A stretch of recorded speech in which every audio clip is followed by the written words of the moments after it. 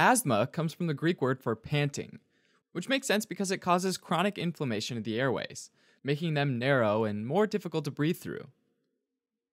People with asthma can have asthma exacerbations or asthma attacks, which are usually triggered by something in the environment which causes immune cells to generate inflammation in the lungs, which can make them even narrower and potentially be life-threatening.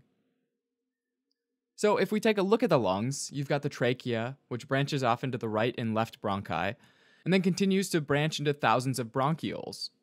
In the bronchioles, you've got the lumen, the mucosa, which includes the inner lining of epithelial cells, as well as the lamina propria, and the submucosa, which is where the smooth muscle lives.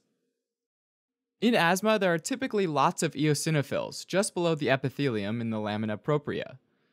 Eosinophils are white blood cells that carry a cargo of granules full of soluble chemical mediators like histamines, leukotrienes, prostaglandin, and platelet activating factor. When these eosinophils sense an environmental trigger like cigarette smoke in the airway, they can release their granules, letting those chemical mediators spill out and start degrading lipids, proteins, and nucleic acids, literally destroying all the major cell components. This creates a strong inflammatory reaction in the bronchiolar walls and causes two changes. First, smooth muscles around the bronchioles start to spasm, which narrows the airway.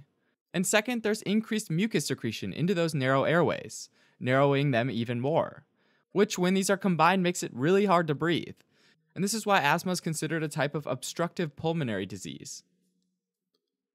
Initially, these inflammatory changes are completely reversible, but over the years, irreversible changes start to take place.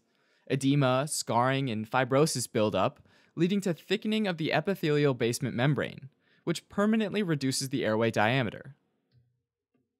Alright, but why do some people have lots of eosinophils and create inflammation in response to a trigger in the first place?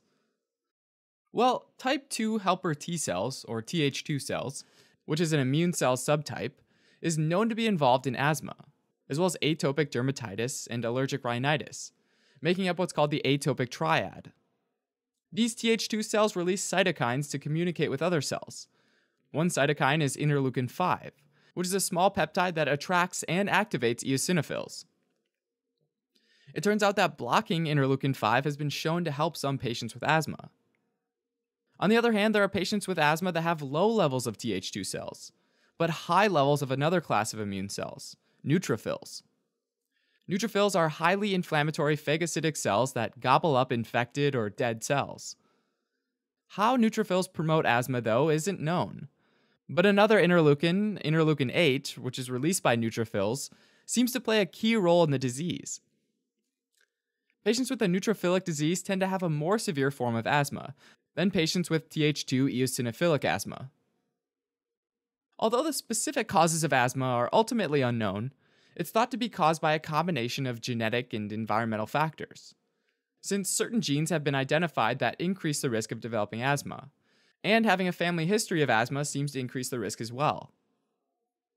For environmental factors, there's the hygiene hypothesis, which suggests that reduced early immune system exposure to bacteria and viruses might actually increase the risk of later developing asthma, possibly by altering the overall proportion of immune cell subtypes. In general, causes of childhood asthma diagnosed before age 12 are thought to be due to a stronger genetic influence, whereas later onset asthma is more likely to be due to environmental factors. Now, the triggering substance that leads to an asthma attack can differ from person to person, but some common ones include air pollution like cigarette smoke and car exhaust, as well as allergens like dust, pet dander, cockroaches, and mold. Medications like aspirin and beta blockers have also been known to trigger symptoms in some individuals with asthma. That said, symptoms of asthma include coughing, a feeling of chest tightness, dyspnea or difficulty breathing, and wheezing, or a high-pitched whistling sound that usually happens during exhalation. Occasionally in the sputum, there might be Kirschmann spirals, which are spiral-shaped mucus plugs or basically elongated mucus casts from the small bronchi of people with bronchial asthma. Mucus plugs can be particularly dangerous because they not only block exchange of air, but they also block inhaled medications from getting to the site of inflammation. The mucus might also have Charcot-Leyden crystals, which are shaped like needles and are formed by the breakdown of eosinophils. Now, asthma can be classified according to the frequency of symptoms, in particular nighttime and early morning symptoms, the FEV1 or forced expiratory volume in 1 second, the PEFR or peak expiratory flow rates, both of which measure the amount of obstruction in the airways, and finally how often a person is using asthma medication to help with the symptoms. From least to most severe, the types of asthma are intermittent asthma, mild persistent asthma, moderate persistent asthma, and finally severe persistent asthma. While there's no cure for asthma, there are treatments available that can help manage the symptoms and prevent the development of an asthma attack. First, people with asthma should avoid or minimize contact with triggering substances by vacuuming, removing carpets and rugs, and changing the environmental conditions, like for example drying out a room in the case of molds that grow well in moist areas. There are also a number of medications that can reduce the symptoms of asthma. Bronchodilators like short-acting beta-adrenoceptor agonists and anticholinergic medications are often administered through emergency inhalers. These fast-acting medications cause the smooth muscles in the lungs to relax and therefore dilate the airways, opening them up so that the person can breathe. Individuals with more severe forms of asthma might need additional treatments like daily corticosteroids, long-acting beta-adrenoceptor agonists, or leukotriene antagonists. In very severe cases, intravenous corticosteroids, magnesium sulfate, and oxygen therapy might be needed.